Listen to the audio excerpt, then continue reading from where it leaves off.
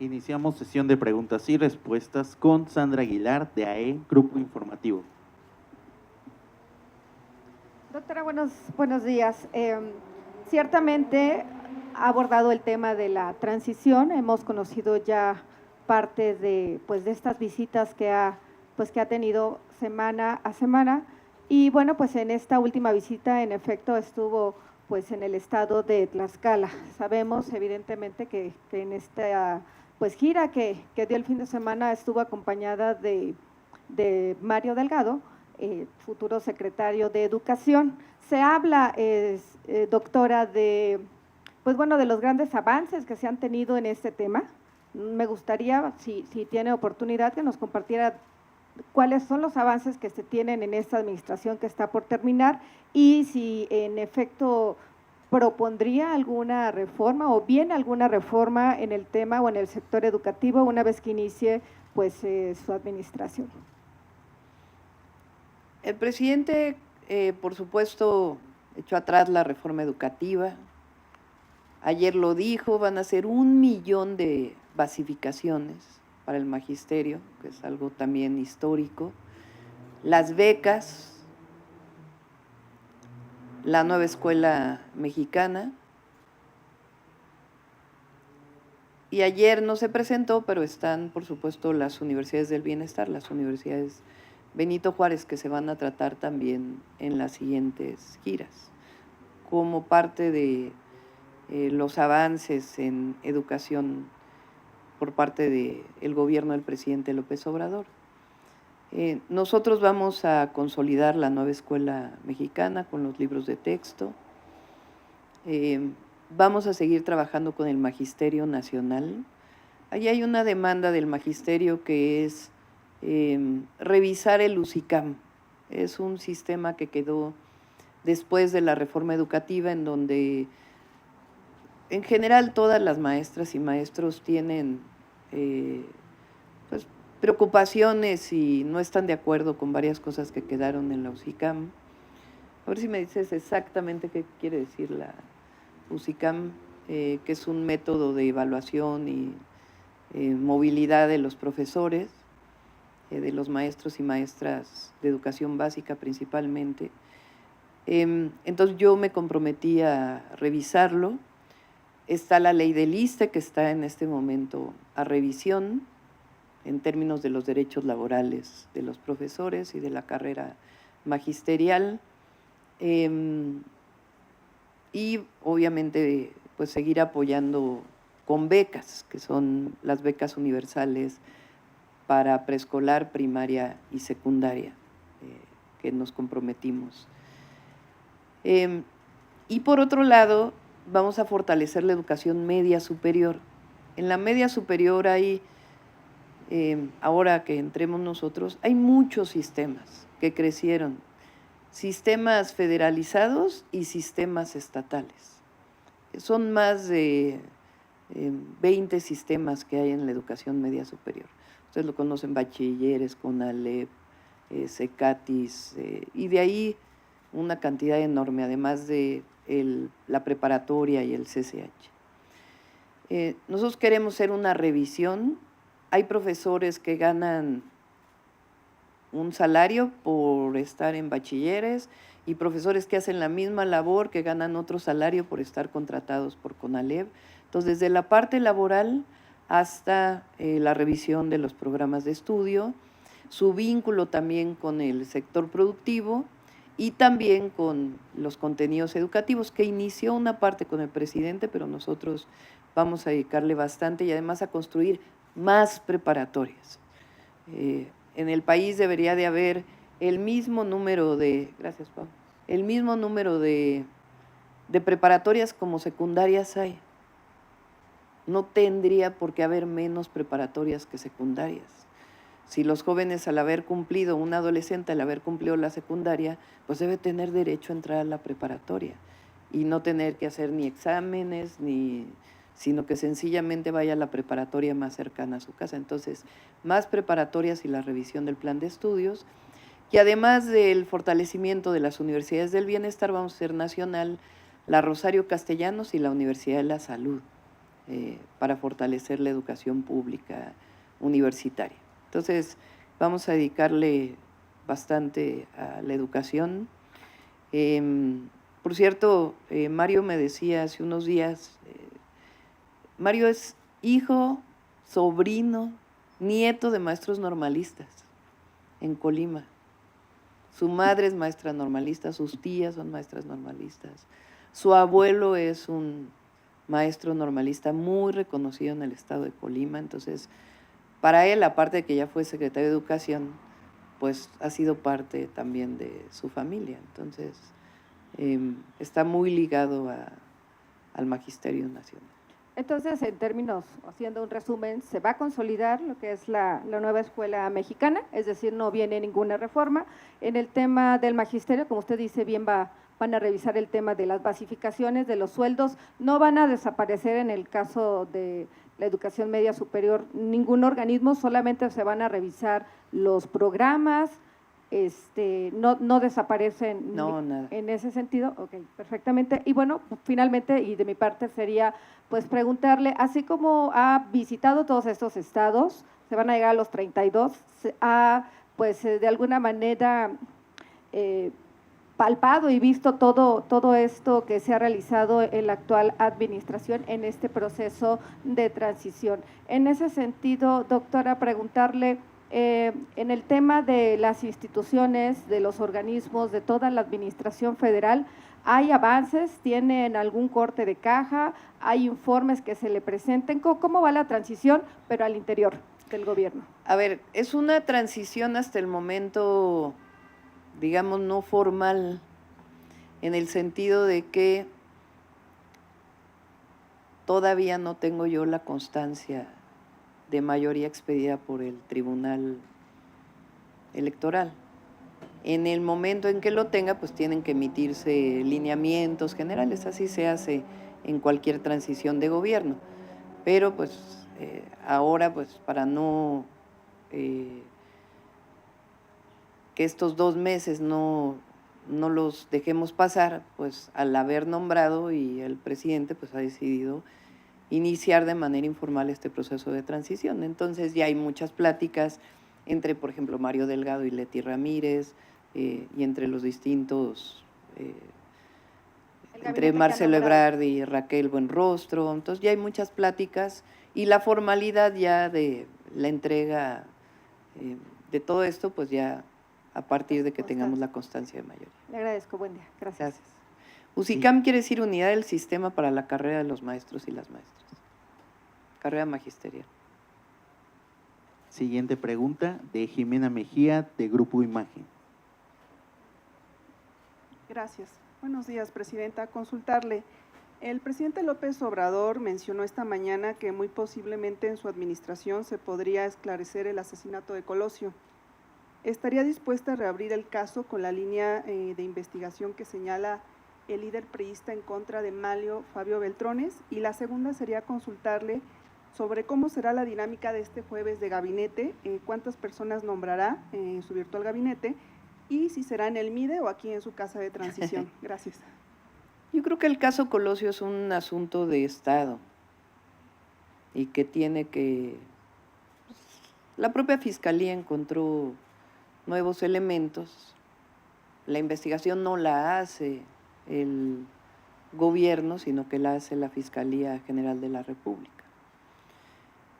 Ya sobre el tema que planteó el presidente del PRI, pues ahí no opinamos, en todo caso es un asunto que tendría que definir la Fiscalía, pero recuerden que hace poco habló de el segundo tirador, incluso de su vínculo con García Luna. Entonces, obviamente es muy importante que eso se conozca y que esto que ha encontrado la Fiscalía, pues, continúe investigándose. Pero le corresponde, pues, a la Fiscalía General de la República, no es un asunto del gobierno. Ahora, que habiendo encontrado al segundo tirador, pues es importante que se esclarezca. El adelanto de su virtual. El jueves vamos, bueno, no sé si lo haríamos aquí o en el MIDE ya, pero sí son las tres secretarías que nos faltan: Trabajos, Turismo y Cultura. Gracias. Continuamos con Agustín Rodríguez de Azteca. Muchas gracias, doctora. Muy buen día. No me paro porque tapo a los camarógrafos. Quisiera preguntarle el tema de este fin de semana, que fue un tema mundial, el ataque al expresidente Donald Trump. En otras ocasiones, si esto hubiera pasado, tal vez hoy hubiéramos amanecido con un dólar disparado, tal vez hubiéramos amanecido con otros parámetros en materia de economía. Y vemos que hoy esto no sucedió. ¿A qué se lo atribuye usted? Y sobre el mismo tema en materia de seguridad, ¿usted pensará reforzar en algún momento, una vez que tome la presidencia, su seguridad? Serían estos dos temas, economía y seguridad. Gracias. Bueno, primero es condenable el atentado que sufrió el expresidente Donald Trump. Lo platicó hoy en la mañanera el presidente. En efecto, estábamos en el vehículo del presidente en la transición y casualmente estaba viendo yo mi celular, no lo veo todo el tiempo, y ahí vi la nota de que pues casi minutos después de lo que había pasado, lo comentamos con el presidente, estuvimos viendo los videos, ahí es donde él hace una primera, su tweet o su mensaje en la red X. Como estábamos juntos, pues yo hago un primer, estábamos de acuerdo pues en este tema, y después en la noche, al saber que el expresidente estaba bien, hice una segunda publicación. Es totalmente condenable, reprobable. La violencia en general es reprobable, pero particularmente en este caso la violencia política. En un caso así, pues, y por eso qué bueno, la verdad que lamentamos evidentemente las otras muertes siempre, pero qué bueno que el expresidente Donald Trump está bien, porque finalmente continúa la contienda en Estados Unidos sin que hubiera pasado a mayores. Y esto pues tiene que ver también con lo que no haya pasado a mayores, pues tiene que ver con lo otro que preguntas, ¿no? Lo económico, en general la seguridad. No pienso, en mi caso, es distinto pues lo que se vive en Estados Unidos que en México, ¿no? Los casos que ha habido en México, y por eso es importante que se abra una investigación mayor, pero no pienso yo reforzar la seguridad, ni mucho menos, ¿no? Se aleja uno demasiado. Yo sigo, o sea, yo voy a seguir con las giras cuando sea presidenta, esas no van a parar. Es parte de la cuarta transformación, estar en territorio, no solo en el escritorio, si no te alejas del sentimiento de la gente, de lo que te puede decir las personas en uno o en otro lugar de la República. Entonces hay que seguir en territorio. Que la fortaleza de la economía mexicana es lo que hizo que pues, no nos afectara en lo más mínimo. Sí, no sé si en otros países hubo alguna afectación, habría que revisarlo, ¿no? Pero es cierto que la economía mexicana está bien.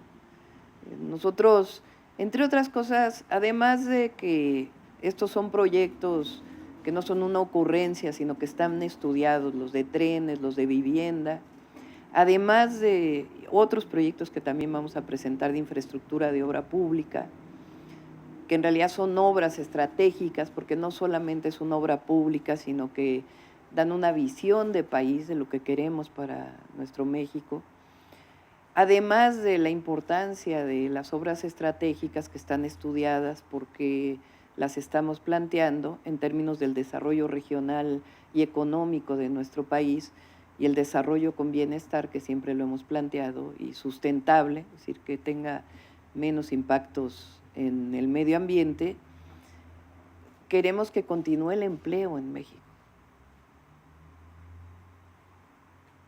Y la obra pública potencia el empleo y potencia la inversión privada.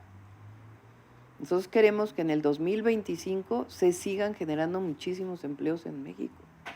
Y lo garantizamos con las obras de trenes, con las obras de vivienda y otras obras públicas que vamos a desarrollar, particularmente, por ejemplo, para agua potable, que estamos trabajando en ellas, y obras ambientales también, de saneamiento que generan empleos.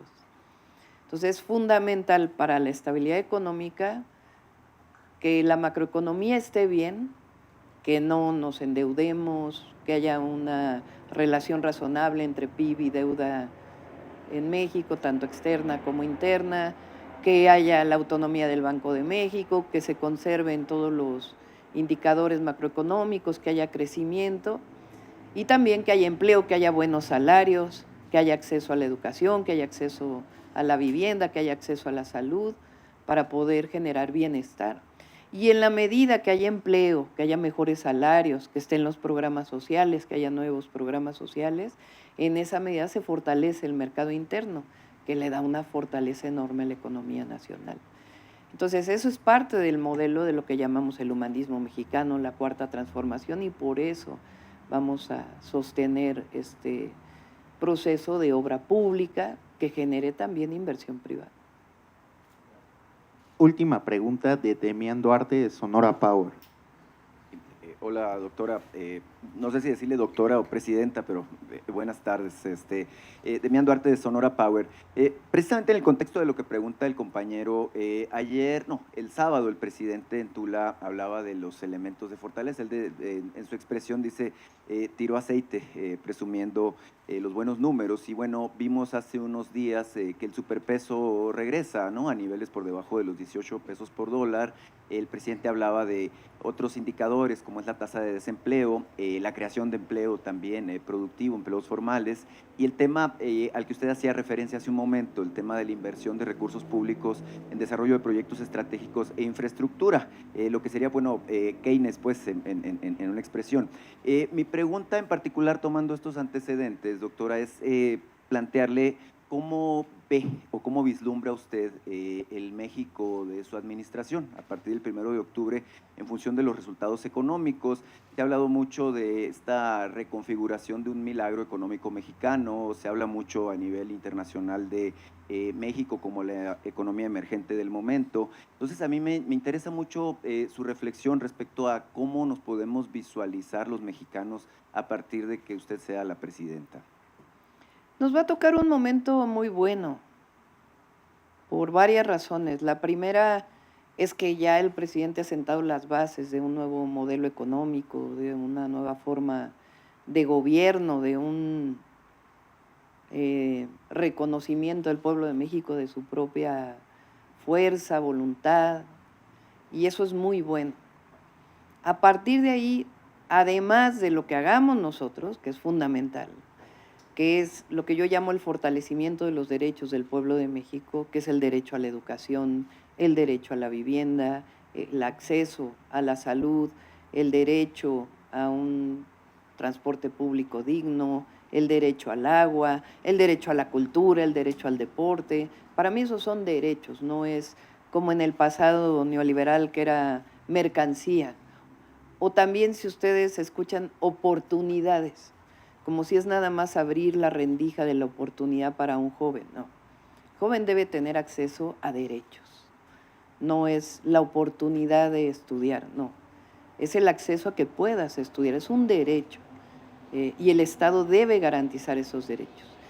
Está bien que haya educación particular, que haya salud privada, pero el Estado tiene la obligación de garantizar un estado de bienestar, la educación, la salud, el acceso a la vivienda y muchos otros derechos. Entonces vamos a seguir fortaleciendo. Eso quiere decir que va a haber más bienestar, porque los derechos generan bienestar. El bienestar del pueblo, la felicidad del pueblo no es el acceso de una persona a tener más recursos económicos, sino es tener acceso a lo mínimo indispensable y evidentemente a los grandes valores que nosotros proponemos, que son distintos a los valores del neoliberalismo, que no es el dinero, no es el poder, sino la solidaridad, la fraternidad, la prosperidad compartida de la que hablamos. Pero además, internacionalmente, nuestro tratado con Estados Unidos nos da ventajas, sobre todo frente a esta disputa comercial entre Estados Unidos y países asiáticos, no solo China, y otros países, pues nos da una oportunidad en México de lo que se llama la famosa relocalización de las empresas. El famoso nearshoring que le dicen en inglés, que quiere decir que ya las empresas estadounidenses no están buscando instalarse en China, sino que prefieren un mercado regional, que es particularmente México. También a Europa le interesa, también por la cercanía con el mercado más importante del mundo, que es Estados Unidos. Ahora, ¿nosotros nos interesa que haya relocalización? Sí, pero nosotros a toda esa inversión le ponemos apellido. No solo es que vengan las empresas extranjeras y se instalen y generen empleo. Nosotros queremos que haya salarios justos, porque durante todo el periodo neoliberal el objetivo era vender a México como la mano de obra barata. No puede haber nada más inhumano que eso. Durante 36 años mantuvieron el salario mínimo estable. Cada vez alcanzaba para menos, porque ni siquiera en muchos casos era la inflación. Entonces nosotros no queremos solo empleo, nosotros queremos empleo bien remunerado y que los trabajadores y trabajadoras tengan acceso a vivienda y tengan acceso a la salud y tengan acceso a la educación y tengan acceso a la movilidad, porque no es acceso a la vivienda de estos modelos que se hicieron de vivienda, que hoy hay 600,000 viviendas abandonadas o algunas de ellas ocupadas no por quien quiso adquirir esa vivienda, que estaban alejadas de cualquier centro poblacional sin lo más mínimo. Nosotros queremos bienestar y queremos mejor al medio ambiente. Entonces, nos va a tocar un momento muy especial, porque hay interés en México, en invertir en México.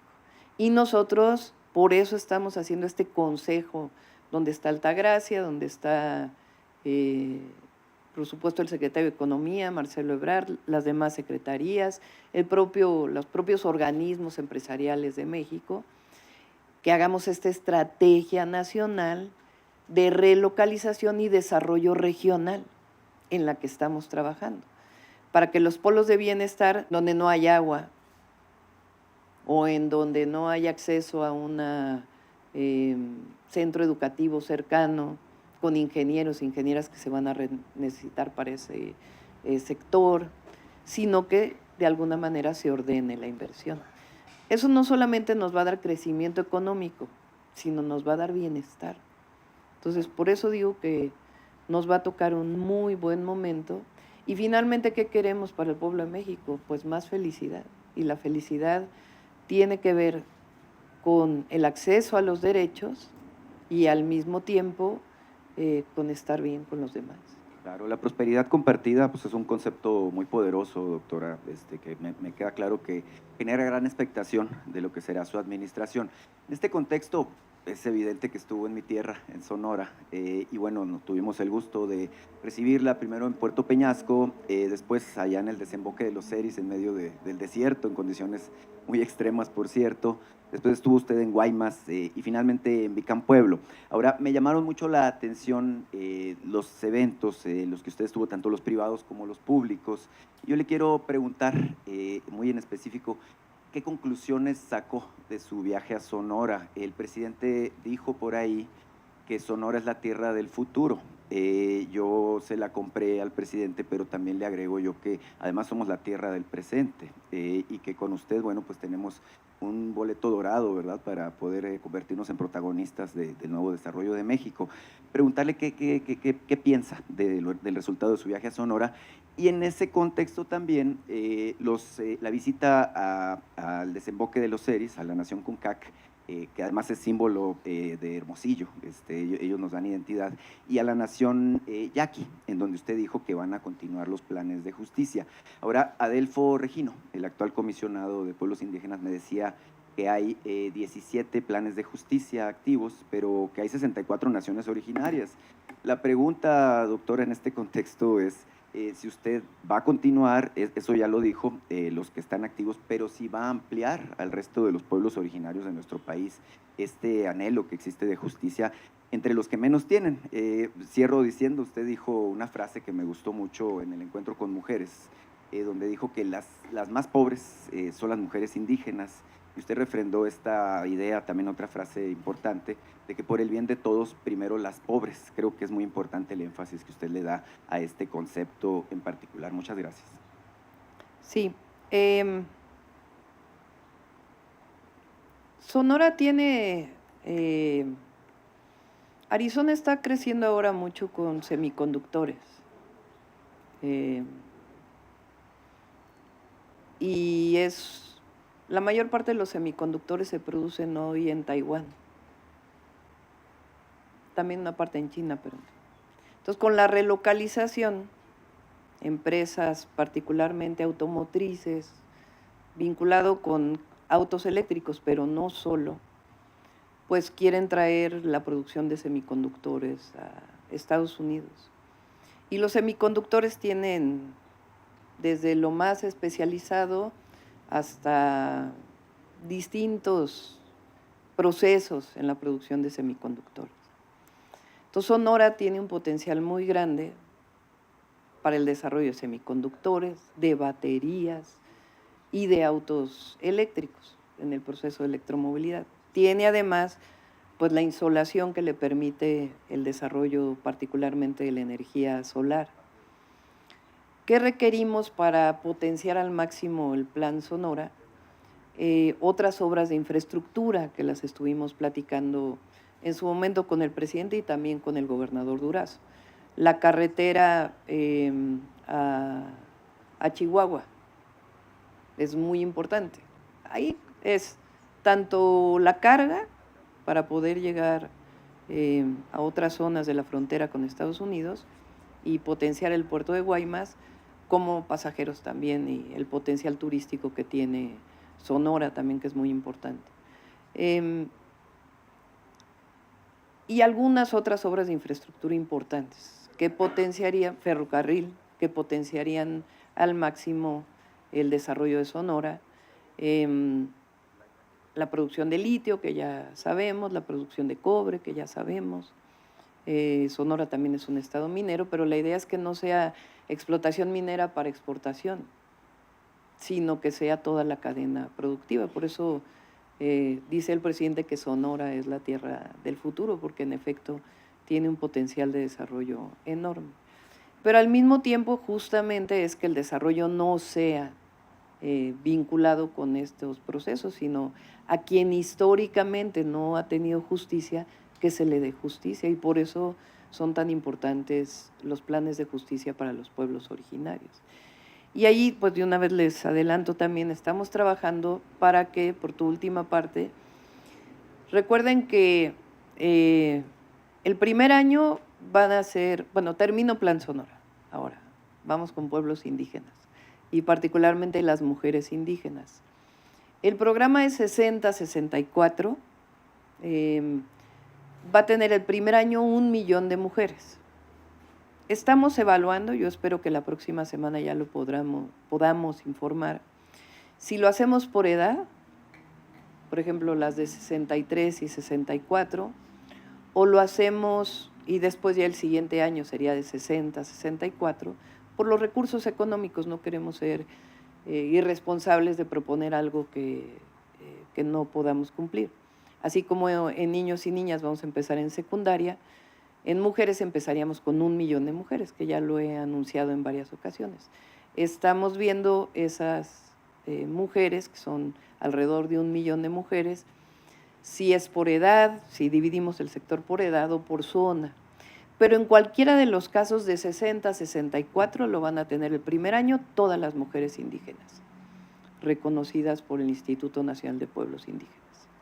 Así como el presidente inició con el apoyo a adultos mayores desde 65 con los pueblos indígenas, las mujeres indígenas todas van a iniciar en el 2025 de 60 a 64 en cualquiera de los escenarios. Y vamos a continuar con los planes de justicia, no solo para los 17 pueblos, sino el objetivo es seguir aumentándolos. La virtud de los planes de justicia es que se construyen de manera conjunta, no es el gobierno que llega a decir, te propongo esto, sino que es un proceso de diálogo conjunto y, por supuesto, de las demandas históricas de los pueblos. ¿Cuántas mujeres hay entre el rango de 60 a 64 años en total en México? Son, por ahí tengo, a ver si Ariadna está disponible, son alrededor de 3 millones de mujeres, si mal no, 3,5. Ahora les doy el dato. Pero en cualquiera de los dos casos, que sea por situación económica, por edad, que definamos el inicio en el 2025, todas las mujeres indígenas de 60 a 64 tendrían su apoyo. Finalizamos conferencia de prensa. Muchas gracias.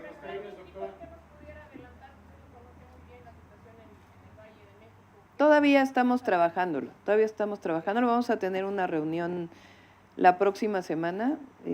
Les pedí ahora que los vi a Clara Brugada, a Julio Menchaca de Hidalgo y a la gobernadora Delfina, a ver si podemos tener una reunión previa que entremos al gobierno para comenzar a trabajar conjuntamente, porque tiene que ver con las 3 entidades de la República y la Federación.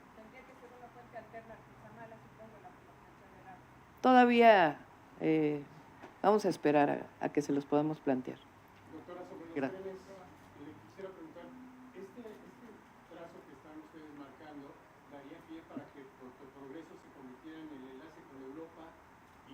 Entre otros, Coatzacoalcos también. Es decir, todos los puertos del Golfo tienen 2 virtudes. Una, la propia importación y exportación a la que se dedican los puertos, pero es no solo Europa, sino el este de los Estados Unidos. Porque la mayor parte del comercio entre México y Estados Unidos se da a través de Texas. La mayor parte. Se da a los estados del sur, también Arizona y California, pero la mayor parte se da a través de Texas. Entonces, hay un potencial enorme de exportación de México hacia el este de los Estados Unidos. ¿Habría la intención de unir a Manzanillo a Lázaro Cárdenas con este hub logístico? Y se lo pregunto porque si es así, ¿está usted pensando en que este tren transísmico podría convertirse en una alternativa al canal de Panamá? Esa es la idea original del presidente, que el interoceánico se llama corredor interoceánico, no solo tren, porque no solamente es el tren, sino los polos de bienestar que están alrededor del interoceánico. Es decir, no solamente es un tren de pasajeros y de carga que permite transportar carga del Pacífico al Atlántico o al Golfo, sino que además permite el desarrollo del sureste a partir de los polos de bienestar. Y de ahí, pues si se fijan, es mucho más que eso, porque tiene que ver incluso con la línea K que va a Guatemala. Y es el potencial incluso de incorporar a Chiapas a estos polos de bienestar. La queja era que el tren solamente tiene una vía y tenía que esperar a que pasara el tren para poder hacer el regreso. ¿Está esta planificación con 2 vías, una de ida, una de regreso? ¿Cómo es la planificación? Ya lo vamos a trabajar. Por lo pronto la idea es que lo que está funcione, que se desarrollen los polos de bienestar, y si es necesario, pues ya estaríamos planteando, está en estudio todavía, la posibilidad de hacer otra vía. Sí. El día de mañana vamos a tener, entre otras, una reunión con mujeres de 60 a 64 años. No sé en dónde va a ser, creo que en el Museo de la Ciudad, ¿no? Se pidió. Y el objetivo es que ellas hablen, que digan por qué es importante este apoyo. Doctora, de lo que ocurre al interior del PRI, desde ayer en la noche publicó un video líder del partido diciendo que incluso priistas que pertenecen al crimen existe el riesgo de que van a llegar al Senado de la República. Esto es grave, ¿no, doctora? ¿Usted qué opina al respecto y si de parte de Morena o de los partidos aliados le han comentado de esta posibilidad? Pues eso ya es un tema de los priistas. Fíjense, la virtud, nosotros lo que se demostró este 2 de junio, que es algo que no han entendido quienes no están a favor de la Cuarta Transformación. No han entendido qué pasó el 2 de junio y lo quieren seguir interpretando de una manera en que, pues si siguen así no van a poder entender qué fue lo que pasó. Y es que el pueblo de México está con la Cuarta Transformación y no solo son los programas del bienestar, no solamente son, tienen que ver evidentemente, la gente vive mejor, ha habido 5 millones de personas que salieron de la pobreza, hay mejores salarios, es decir, dio resultados la Cuarta Transformación. Pero además la gente se siente con el reconocimiento que históricamente no. Esto que dice el presidente, yo estoy de acuerdo de que es algo que decimos en Morena desde que se formó Morena, que la política no solo es un asunto de los políticos, sino es un asunto de todas y de todos. Entonces el PRI pues está ahí peleándose con sus disputas internas. El PAN pues también. Y en Morena pues siempre hay, Morena es plural, entonces evidentemente qué bueno además que siempre hay opiniones, pero en términos del proyecto está muy claro. Entonces hay una unidad enorme que nos da mucha fortaleza como movimiento.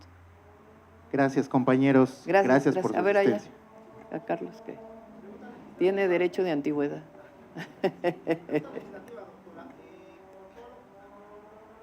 Hola, doctora, buena tarde ya.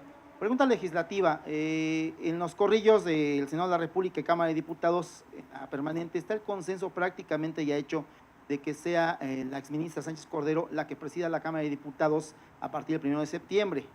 Usted ha mencionado a dos figuras importantes, tanto a Ifigenia Martínez como en este caso, a la ministra, la que fuera ministra, primer ministra de en la Suprema Corte. ¿Quién le gustaría que le colocase la banda presidencial el 1 de octubre, doctor? Gracias. Pues, a ver, en el caso de los compañeros de Morena, porque esto es importante, que firmamos el acuerdo antes de la encuesta, ahí yo sí dije, es importante que se respete el acuerdo que se firmó, que los compromisos tienen que cumplirse. Ya las demás decisiones que se tomen al interior de la Cámara de Senadores o de la Cámara de Diputados, les corresponde a ellos tomarlas. Yo fue una orientación que di, tampoco voy a tomar yo la decisión, pero sí di mi opinión de que tienen que respetarse los acuerdos para los compañeros de Morena. En el caso de todas las posiciones, comisiones, presidencias, etc. Yo pienso que la maestra Ifigenia, porque me preguntaron hace unos días que si me gustaría que la maestra Ifigenia me pusiera la banda. Pues es un símbolo la maestra Ifigenia.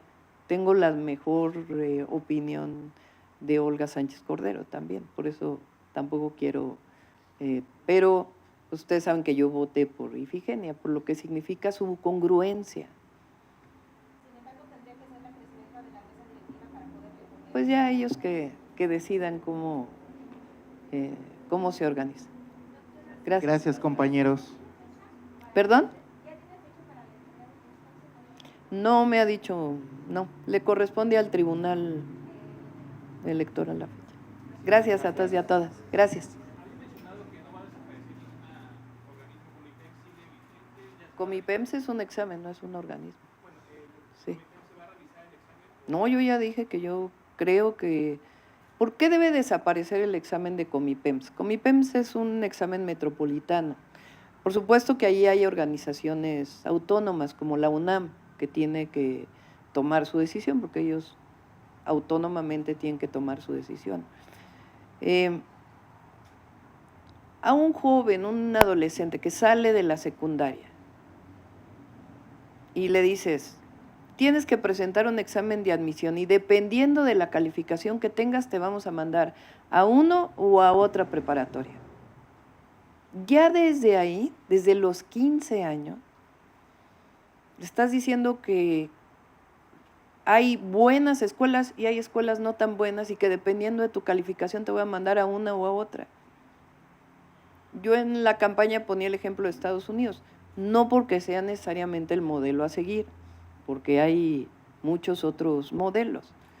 Pero en Estados Unidos vas a la preparatoria que te quede más cerca de tu casa.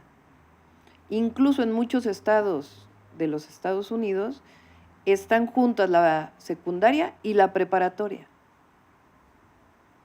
Entonces, ¿por qué los jóvenes o las jóvenes o los adolescentes que salen de la secundaria no van a la prepa que le quede más cerca de su casa? Ya te dio la SEP un certificado de que acabaste la secundaria. Pues ese certificado tiene que ser tomado en cuenta para entrar al siguiente nivel. No tienes por qué hacer un examen. Más a la preparatoria. Entonces, mi opinión es que aquella persona, adolescente o joven, dependiendo cómo, que sale de la secundaria, pues debería de entrar a la prepa que le quede más cerca de su casa. Y solamente inscribirse, y ya en todo caso que haya los propedéuticos adecuados, si es que no tienes pues lo que se consideraría en la escuela para poder, porque de otra manera, pues, ahora la UNAM tendrá que decidir, no le vamos a imponer nosotros nada a la Universidad Nacional Autónoma de México, es una decisión que ellos deben tomar, incluso al propio Politécnico. Pero mi opinión es que, porque aún, yo he vivido experiencias no de mis hijos, porque ellos los dos estudiaron en el CCH Sur, igual que yo, hicieron su examen en su momento. Pero la verdad es que he tenido muchos hijos de amigos cercanos, conocidos, y como jefe de gobierno viví, pues que un adolescente dice, ¿por qué si yo quería entrar a esta escuela me mandan a la otra? Ah, pues es que sacaste 7 en un examen. No tendría por qué las distintas preparatorias o educación media superior decir este es bueno y este es malo. Todos deben ser igual de buenos. Entonces, lo que hay que trabajar es, por eso digo que hay que dedicarle tiempo a la educación media superior, para que todos sean buenos. Si quieres una carrera técnica, pues entonces tú decides si quieres acceder a una carrera técnica, y si quieres seguir estudiando en la universidad, pues también tienes esa opción, pero no tendría por qué haber una situación en donde el adolescente desde los 15 años ya dice, pues me mandaron a la peor escuela. Pues ¿por qué? Todas las escuelas son buenas y deben ser todas buenas. E ir a la prepa que te quede más cerca de tu casa. Y pongo a Estados Unidos porque es nuestro socio comercial, porque muchas veces se pone de ejemplo por todos los adversarios políticos, porque han de decir, no, un examen, ¿cómo? Finalizamos conferencia. Esa es otra cosa, Gracias, compañeros. Gracias. Todos deben tener acceso a la educación, esa es nuestra posición. La educación es un derecho, no es una mercancía, no es un privilegio. Y por eso hay que construir más preparatorias y más universidades. Mira, no saben el gusto que me da, a veces voy por un estado de la República del Norte, creo que ahora me pasó en Sonora. Hay una jovencita llegó y me dijo, yo estudio en una de sus escuelas, como si fuera mi escuela, ¿no? ¿En dónde estudias? En la UNISA. O sea, de Sonora se vino a la Ciudad de México a estudiar en la Universidad de la Salud. Pues, ¿por qué no puede haber una UNISA en Sonora? Gracias.